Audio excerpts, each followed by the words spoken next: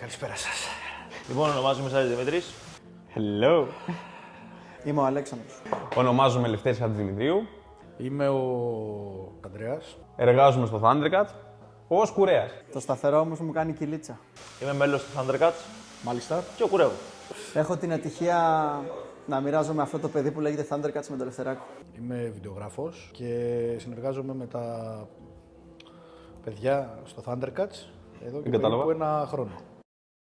Έχεις κάνει ποτέ τόσο κακό κούρεμα που να έχεις πάρει τηλέφωνο να ρωτήσεις πόσο κοστίζει η πλαστογραφία για να αλλάξεις ταυτότητα, να φύγεις από τη χώρα, να βρεθείς Αλλά Βενεζουέλα? δεν έχω ζήσει 2 χρόνια στο εξωτερικό, τι λες. Ήτανε 2 γι' αυτό. Ήταν 1 χρόνο για το ένα και 1 χρόνο για τον άλλο. Ποιο έχει μεγαλύτερο βαθμό δυσκολίας, πυκνά μαλλιά ή πολύ έντονη τρίχα στα αυτιά? Θα σου πω ότι προτιμώ τα αυτιά άμα πάμε, αν πρέπει να επιλέξω ανάμεσα σε αυτά τα δύο, γιατί το αυτή ξέρεις τι. Κάνεις ένα χράκ-χράκ μηχανή, θα το αφαιρέσεις. Από μέσα τώρα εντάξει.